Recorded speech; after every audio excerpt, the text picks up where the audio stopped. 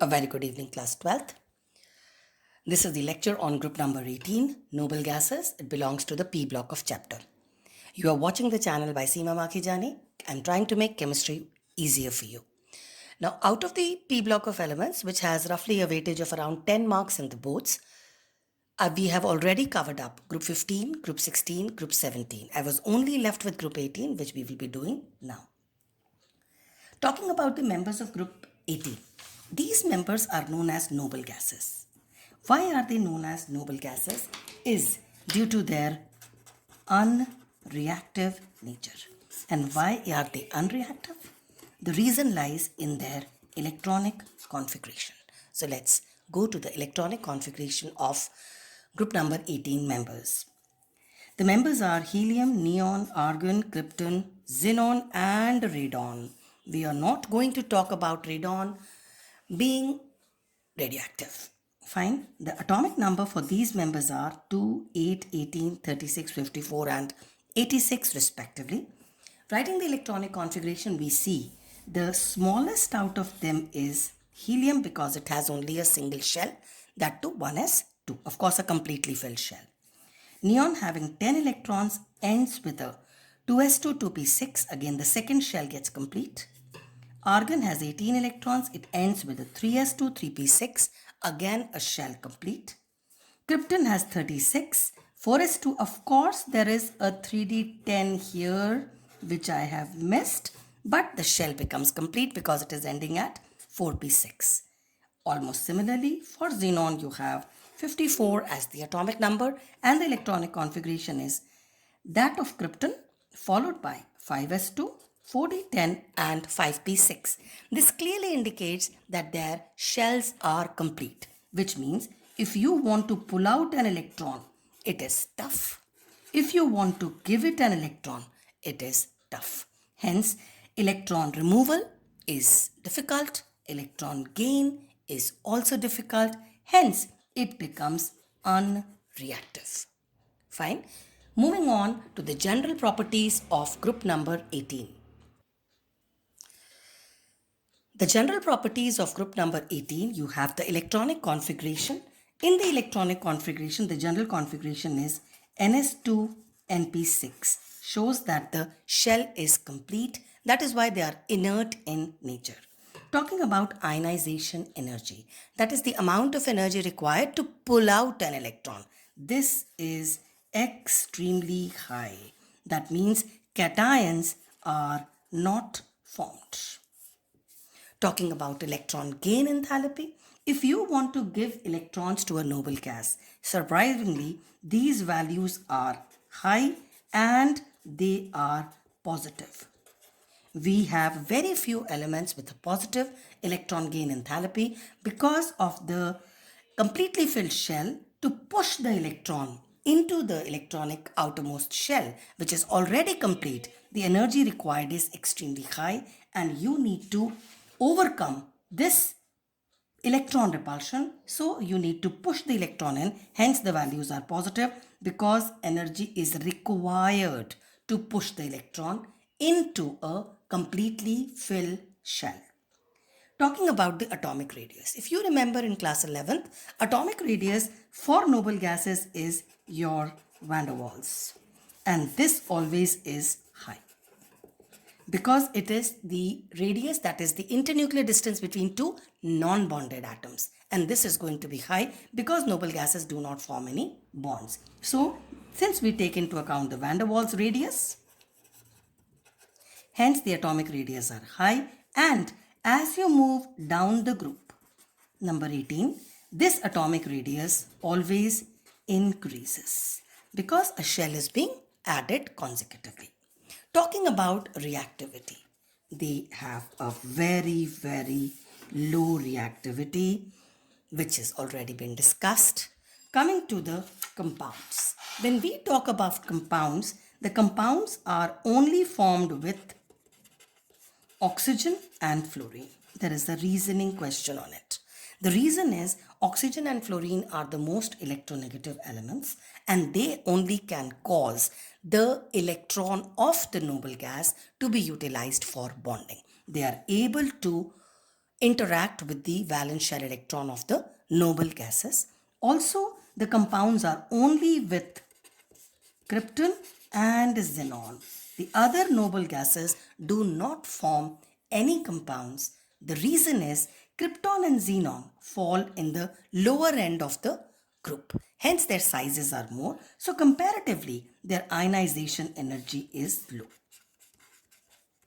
Since it's comparatively low, they can utilize their electrons for bond formation. So they form covalent bonds with oxygen and fluorine.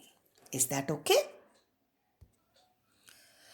Now, before moving to the details of the compounds of noble gases, we need to talk about the contribution of the scientist Neil Bartlett in 1962. He was the person who had introduced the concept that noble gases can form compounds. This particular chemist was studying a compound called as platinum hexafluoride.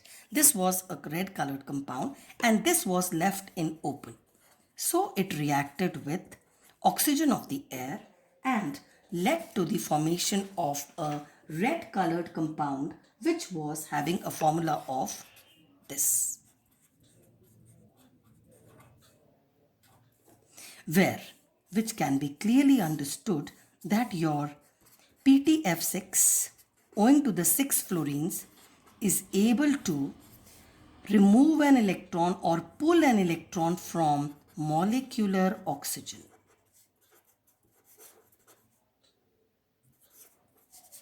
This electron pull by PTF6 leads oxygen O2 to have a positive charge and the PTF6 gets a negative charge. This particular compound, also having a red colored compound, triggered the idea to Neil Bartlett because the ionization energy of molecular oxygen was 1175 kilojoules per mole and ionization energy for xenon was also in the same range. In fact, it was 5 kilojoules less. Therefore, if electron can be removed from oxygen, अगर oxygen से electron निकाल के compound बन सकता है तो xenon से भी बन सकता है. That was the reasoning given by Neil Bartlett that out of the noble gases, it is xenon whose ionization energy matches with oxygen. Since O2 can react, which is a molecular gas, a diatomic gas, he thought that a similar compound can also be formed with xenon. So he left platinum hexafluoride with xenon for some time and he found that again a red colored compound was formed where an electron of xenon was pulled by platinum, leading to xenon positive and PTF6 minus. This was the first ever compound formed out of noble gases and this led to the other discovered compounds later. Fine. So as of now we know that there are many compounds of xenon but only a single compound of krypton. We would now be talking about the structures and the geometries of these compounds of noble gases.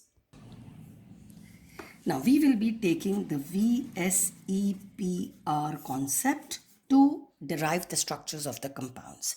As I said, krypton only forms a single compound, that is krypton difluoride. Talking about the structure, what is the central atom? Central atom is krypton. It has 8 electrons and you are combining it with 2 fluorines.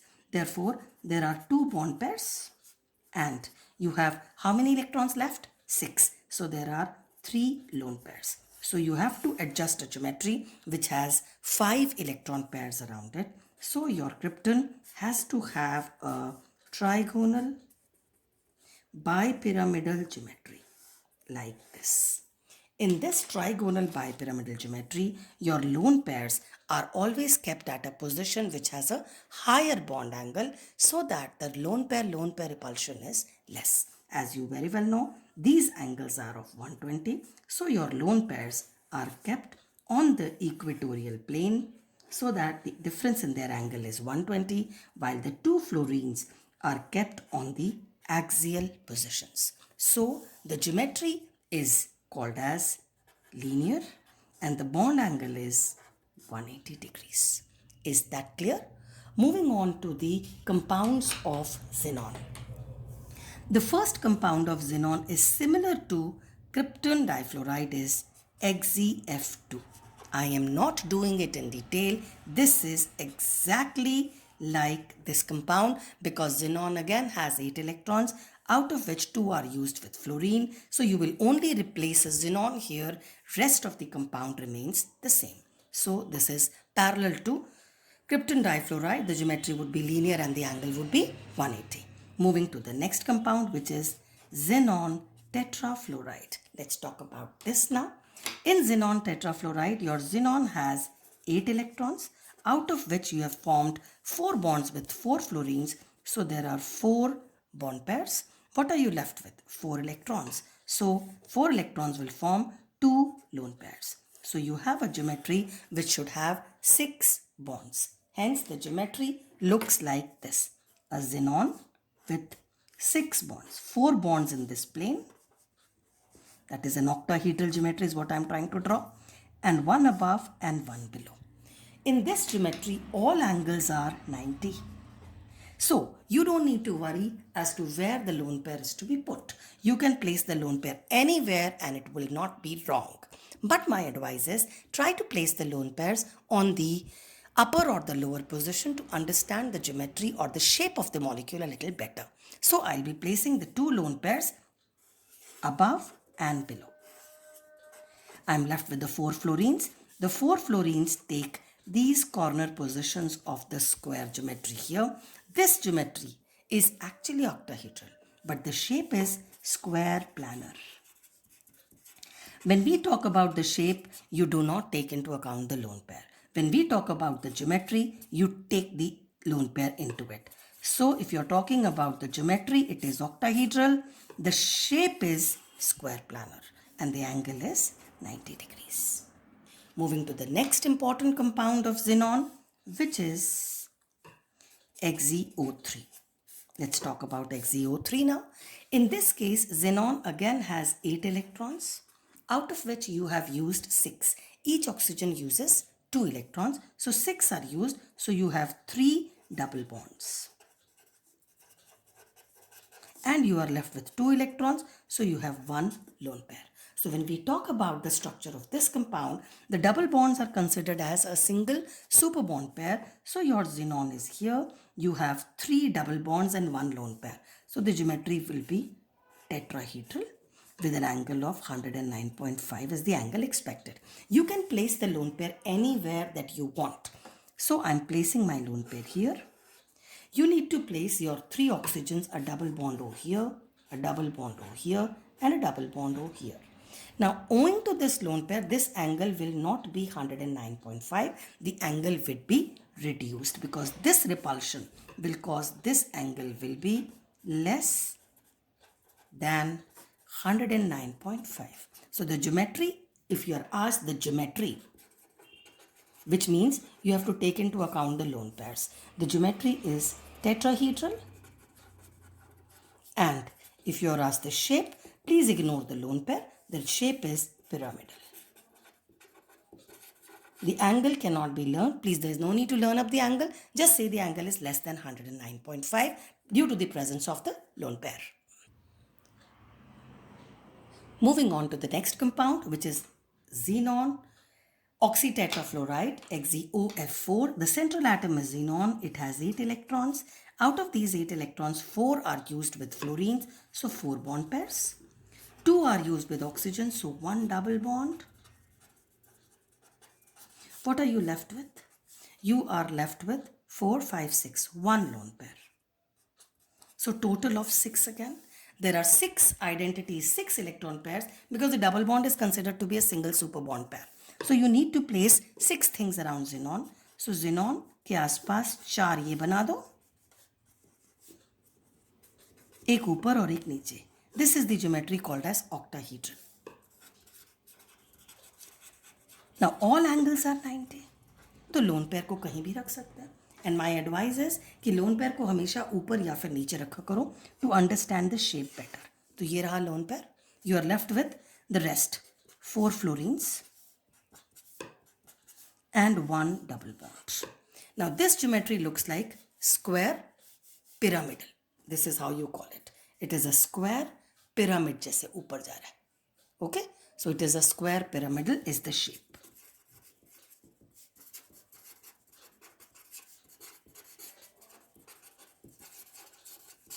Fine, the geometry is octahedral. Moving on to the next compound. This is XeF6. Now this is an exceptional compound. Here you again have central atom is xenon with 8 electrons. Out of the 8 electrons आपने 6 use कर लिए with 6 fluorines. So there are 6 bond pairs. What are you left with? 2 electron. That is 1 lone pair. बेटा ये 7 हो गए ना. इन 7 के लिए the geometry expected is कि xenon should form 5 bonds like this and it should be a pentagon type of a structure. 5 bonds here, एक ऊपर और एक नीचे, ये expected है, जिसमें से you have to keep 1 lone pair. Lone pair कहाँ रखते हैं? जहाँ पे एंगल ज़्यादा हो. What is the angle here? ये एंगल बेटा 72 आएगा, ये एंगल 90 आएगा. इसका मतलब लोन पेयर यहाँ पे रखना पड़ेगा. और you need to keep 1, 2, 3, 4, 5 and 6. But let me tell you, ये geometry गलत है. It is found that XeF6 shows the geometry which is octahedral. अब octahedral में you have 4 bonds like this in this plane, 1 bond above and 1 bond below. ये तो 6 लोगों के लिए ही जगह है, which means you can only keep your 6 fluorines. 1, 2, 3, 4, 5 और 6. लोन पेयर के लिए तो कोई जगह ही नहीं बचाई है. That is the reason we say ये लोन पेयर को ऐसे बीच में बना देना. इसका क्या मतलब? It has no particular place, it is delocalised. इसका मतलब ये ऑल ओवर द मॉलिक्यूल घूम रहा है, विच मीन्स पूरे मॉलिक्यूल को इक्वली अफेक्ट कर रहा है. Hence we say it is a distorted octahedral. मतलब सही ऑक्टाहेड्रल नहीं है, थोड़ा खराब ऑक्टाहेड्रल है owing to the presence of this lone pair. ना इसको यहाँ पे जाने की क्या ज़रूरत है? ये स्ट्रक्चर गलत क्यों है? द रीज़न इज 72 वाली एंगल में बॉन्ड पेयर रिपल्शन बहुत हाई हो जाता है. ये प्रॉब्लम है, इसीलिए this structure is wrong and the right structure is octahedral, distorted of course, and there is a delocalized lone pair. I hope you've understood all the compounds of xenon and krypton according to VSEPR theory done in class 11th. Moving on to the important section of this chapter, that is the reasoning questions asked in the boards. Let's begin. The first question. Noble gases are monoatomic. Monoatomic matlab they don't form any bonds, and the reason is the valency is equal to 0 because they have completely filled shells. So अगर valency 0 है तो किसी से combine ही नहीं करेगा, which means आप ऐसा कभी भी नहीं लिख सकते He2. No, it does not combine. So you have to write noble gases as individual identities, that is they exist alone. That's monoatomic. Moving to the question number 2. Noble gases have a low boiling point and a melting point. Now melting point and boiling point are directly proportional to interatomic force of attraction. Atomic क्यों लिखा बेटा? क्योंकि ये molecule तो है ही नहीं ना. You cannot say intermolecular force of attraction because noble gases exist as atoms. They don't combine with anything. So we write intermolecular force of attraction. तो क्योंकि noble gases के अंदर कोई डाइपोल है? नो. कोई H बॉन्ड है? No. तो कौन सा बॉन्ड है? Week van der Waals.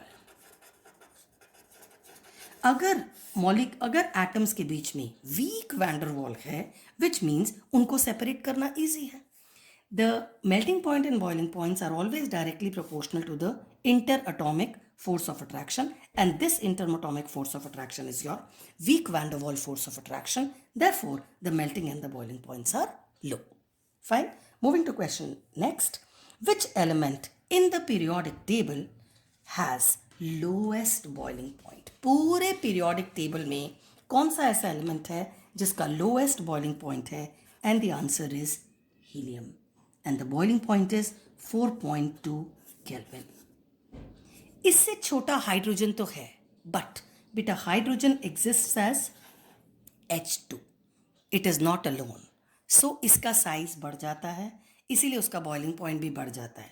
But helium exist alone, तो डिस्पाइट द फैक्ट कि ये सबसे छोटा तो नहीं है, लेकिन अकेला है, इसीलिए उसका interatomic force of attraction that is van der Waals is lowest in helium even as compare to hydrogen. That is why इसका बॉइलिंग पॉइंट पूरे पीरियोडिक टेबल में द लोएस्ट बॉइलिंग पॉइंट वाला element is helium. You should know the boiling point is 4.2 K. This is commonly asked in entrance. Moving to the next question. Why does helium diffuse into rubber, glass and plastic? इनमें घुस जाता है, and the reason is owing to its small size and it is a gas. Gas है तो it has a diffusion property and small size है, so it can go enter into the vacant spaces of rubber, glass and plastic. जहाँ पे भी थोड़ी सी जगह खाली हुई, helium goes and fits into them. All right? Moving on to the next question. Why is helium gas used in the balloons for meteorological observations? मतलब for the forecast of weather, etc., cloud status, so on and so forth. Now the reason is it is a light gas. क्योंकि light gas है, so the balloon moves up. It is lighter than air. Also it is unreactive, so it easily moves up. It is one of the lightest gases. Even lightest gas, it is lighter than hydrogen also. Hydrogen का भी mass ज़्यादा है. The hydrogen balloons also don't move that fast up. Of course, they are flammable also. So handling helium is easy. Also, the main reason is it is a very, very light gas. Moving to the next question. Why is helium used as a diluent for oxygen in a diving apparatus? बेटा एक driver को कहाँ जाना है? पानी के अंदर. ये रहा पानी और ये रहा तुम्हारा डाइवर. ठीक है, उसके पास एक टैंक होता है which is carried by him as this diver moves in water. When this diver moves in water, here the pressure increases. As you very well know, solubility of a gas is directly proportional to pressure. Fine. तो जब driver नीचे जाएगा, pressure बढ़ेगा, तो oxygen is more soluble in the blood vessels. Fine. Now, अगर oxygen is more soluble in the blood vessels, तो जब driver वापस ऊपर आएगा तो क्या होगा? वो गैस बाहर निकलेगी, और जब वो गैस बाहर एस्केप करती है from the blood vessels, it is a painful situation called as bends. Is the problem that the divers suffer. इसलिए ऑक्सीजन गैस सिलेंडर के अंदर हीलियम डाल देते हैं. And what does helium do? Helium has a low solubility, therefore it dissolves less in blood. So when the person moves up, amount of gas escaping from the blood vessels is less, and bends does not lead to any bends problems. So the key answer for this question would be low solubility of helium in blood. Moving on to the next question. Give two uses of argon. Argon को हम कहाँ पर use करते हैं? The first use is filling electric bulbs, tube lights also, and the second use is it is used to generate an inert atmosphere when metals are welded with metals. एक metal को दूसरे metal के साथ weld करना है तो inert atmosphere चाहिए. क्यों? एयर नहीं यूज कर सकता. एयर यूज करेंगे तो metal combines with the air, so you can not use air. Hence inert atmosphere is provided by argon. Coming to the next question. Noble gases are difficult to liquefy or noble gases are liquefied at a very low temperature. मतलब तुमको gas को liquid बनाना है, which means molecules को पास लेके आना है. Now, noble gases have a weak interatomic force of attraction. मतलब atoms do not come closer, so you require to apply a large amount of pressure. That is why it is difficult to bring the atoms of the noble gas close to each other. So it is difficult to liquefy because of the weak interatomic force of attraction between atoms of noble gases. They don't come into each other. The force of attraction is very less, so you have to push them together, apply a large amount of pressure, या फिर temperature has to be really decreased. Fine, very low temperature. Next, xenon is the only noble gas which forms large number of compounds. Krypton भी बनाता है बेटा, किया था ना अभी एक, बट क्रिप्टन का केवल एक कंपाउंड था KrF2, बट xenon के बहुत सारे हैं. Why large number? The reason for this will be xenon has a large atomic radii and therefore has a low ionization energy. Therefore it forms large number of compounds. Mind you, this ionization is compared to the other noble gases. Generally speaking, nahi. Low ionization as compared to other noble gases, large atomic radii as compared to other noble gases makes the electrons of xenon easier to participate in bonding. Next question. XeF2, XeF4 and XeF6 are good fluorinating agents. This is because xenon to fluorine bond dissociation energy is low. मतलब ये bond आसानी से टूट जाता है. Why? Xenon का size बहुत बड़ा है, फ्लोरीन का साइज बहुत छोटा है, so the overlap of orbitals is not effective. There is a ineffective overlap of orbitals between large xenon and small f. So the bond becomes weak. तो bond आसानी से टूट जाता है. क्योंकि बॉन्ड आसानी से टूट जाता है, so it can easily give you fluorine.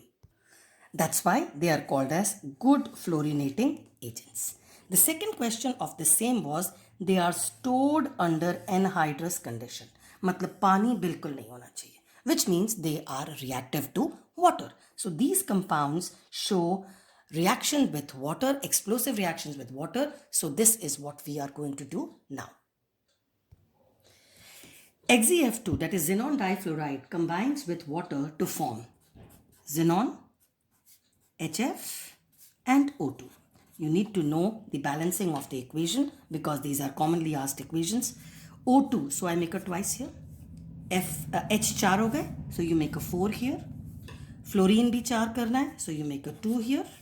And xenon को twice. So if you are asked hydrolysis of xenon difluoride, that's the equation. Moving on to the next, xenon tetrafluoride के साथ water को combine करना है. Now the compounds in this are 4. The products are 4. You get a xenon. You also get a XeO3, which is a different product. Rest 2 products are same. इस equation का balancing भी थोड़ा सा technical है. My advice is कि इसके balancing के लिए learn up 12 and 6. So it will be easier. Your result in this case is you have the product formed are 4 xenon, 4 यहाँ पे हो गए, you have 6 xenon, so it has to be 2 coming out to HF.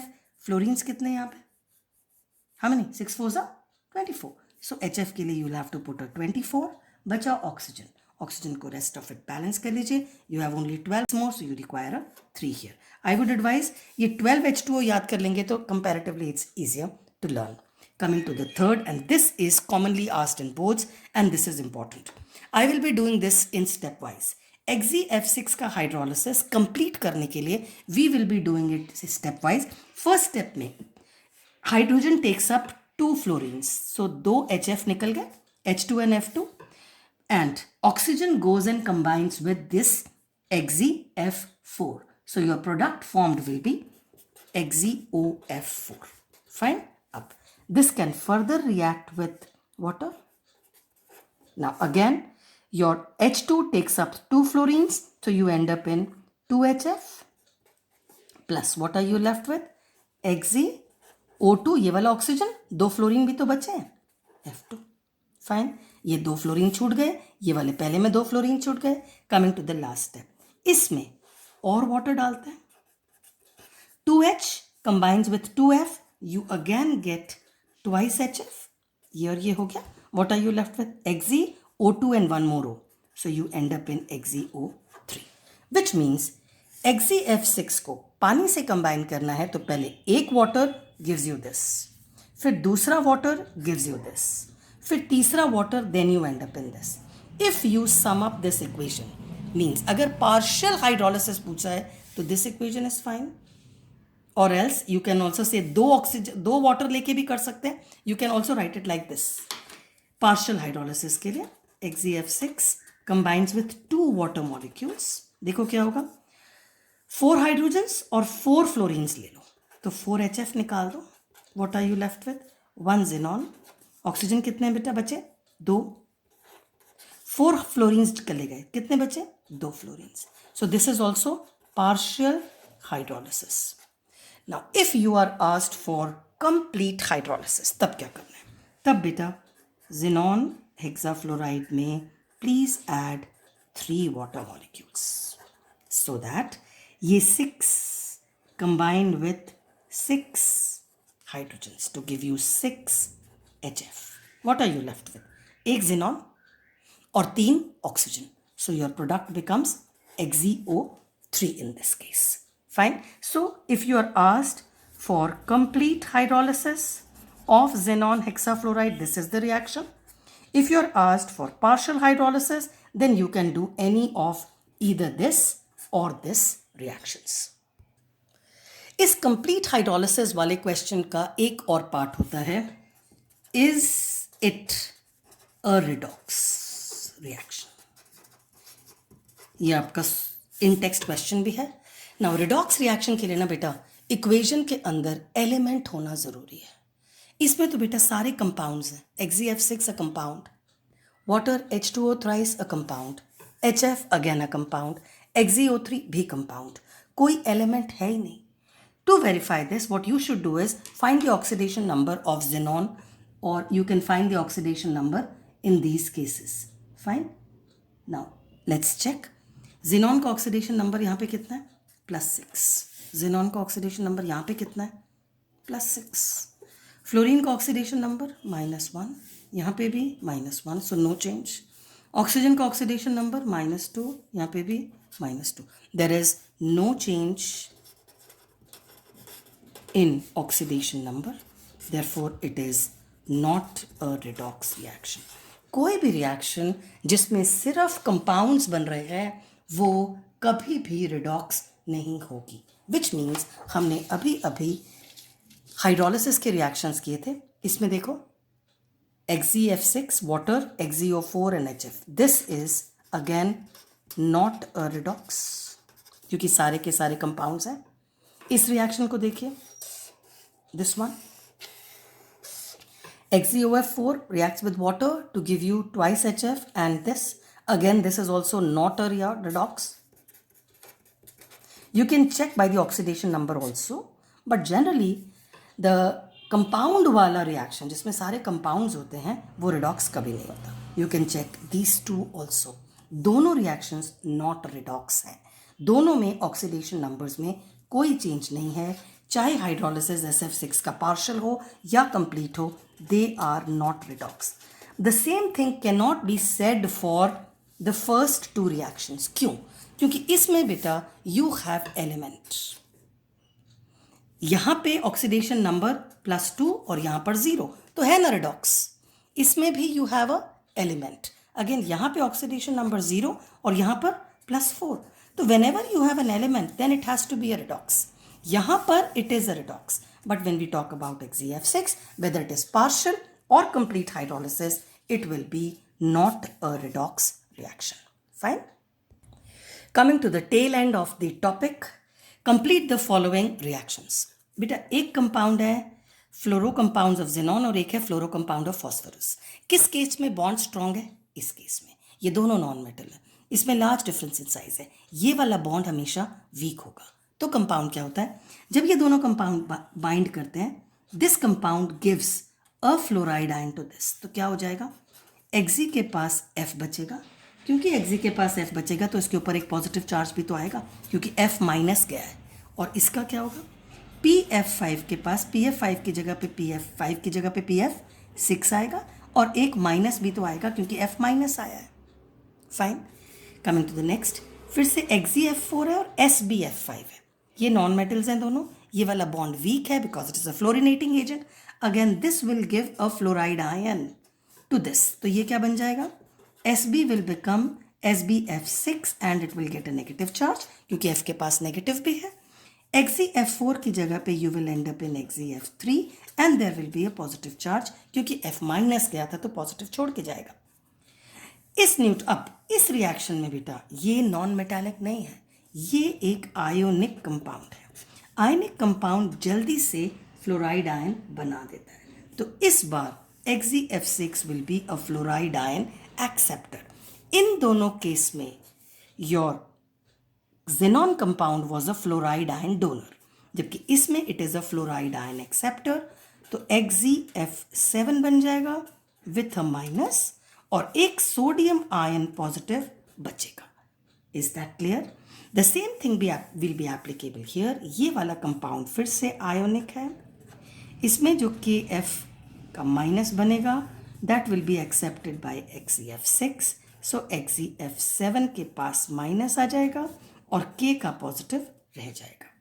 Similarly caesium fluoride के लिए, caesium और fluorine के बीच में आयनिक कंपाउंड है. F minus will be donated to this, so you will end up in XeF5 with a negative charge and cesium will be positive. So these are some reactions which we were left with. Of course, I have not done the equations for the preparation of XeF2, XeF4, XeF6. Preparation of XeF2, XeF4, XeF6 can be done yourself. With this, I end the 18th group of the periodic table. P block is now complete. All the videos, group 15, 16, 17, 18 are already uploaded on the channel. Please keep sharing, liking and promoting my channel. Also, I am on Insta. You can keep following me on Insta for the latest updates. Bye. See you all. Bless you loads. Do very well in life and in the upcoming board examinations. Bye.